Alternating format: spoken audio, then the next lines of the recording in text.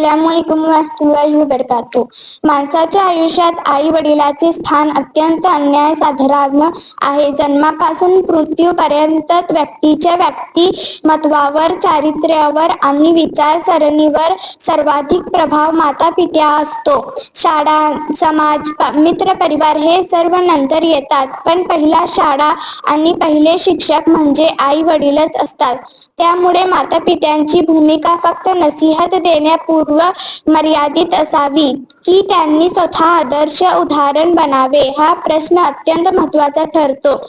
आपल्या आधुनिक समाजात पालक मुलांना सांगतात गोष्टी सांगताना पडली नाहीत. अभ्यास करा, शिस्त पाळा, सत्य बोला, वेळेचे महत्त्व ओळखा, वडीलधाऱ्यांचा आदर करा, मेहनत कर, अशा असंख्य नसीहती मुलांना रोज ऐकायला मिळतात. नसीहत देणे चुकीचे नाही, उलट ते पालकाचे कर्तव्यच आहे. पण केवळ नसीहत पुरेशी ठरत नाही, हे आजच्या अनुभवातून स्पष्ट होते.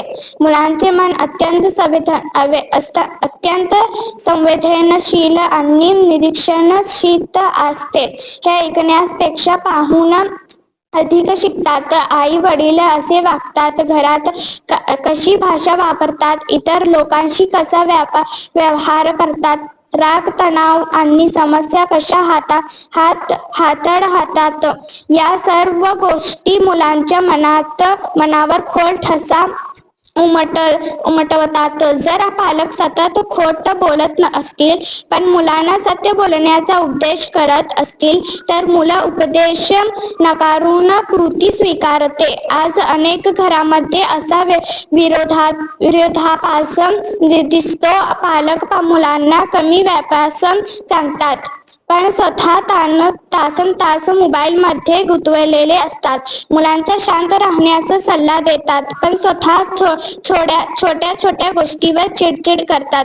अशा परिस्थितीत मुलं संभ्रमात पडते. त्याला योग्य अयोग्य यातील फरक समजेनासा होतो.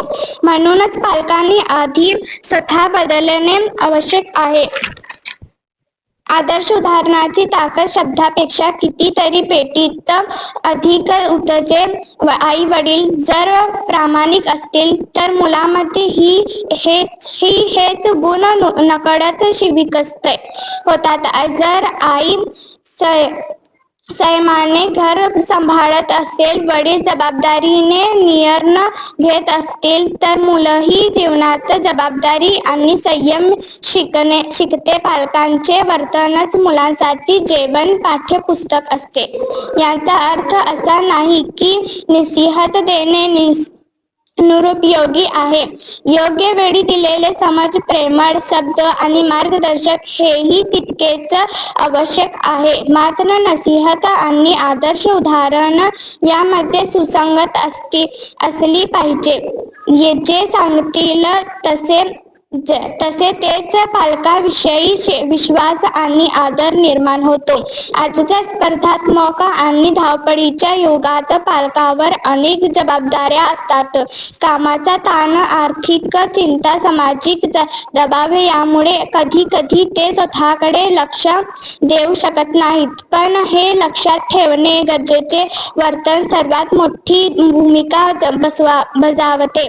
चांगले संस्कार हे भाषणातून नाही जर रोजच्या वागण्यातूनच रुजतात. शेवटी असे म्हणता येते की माता-पित्यांची भूमिका केवळ उपदेशाची नसून दिशादर्शक, मार्गदर्शक आणि आदर्श व्यक्तीचा आहे. नसीहत ही मार्ग दाखवते पण आदर्श उदाहरण त्या मार्गावर चालायला शिकवते. म्हणूनच पालकांनी मुलांना घडवण्यासाठी फक्त सांगण्यावर अवलंबून राहता स्वतः आदर्श जीवन जगले पाहिजे. कारण कृतीतून दिलेले शिक्षण हीच सर्वात प्रभावी आणि चिरस्थायी असते.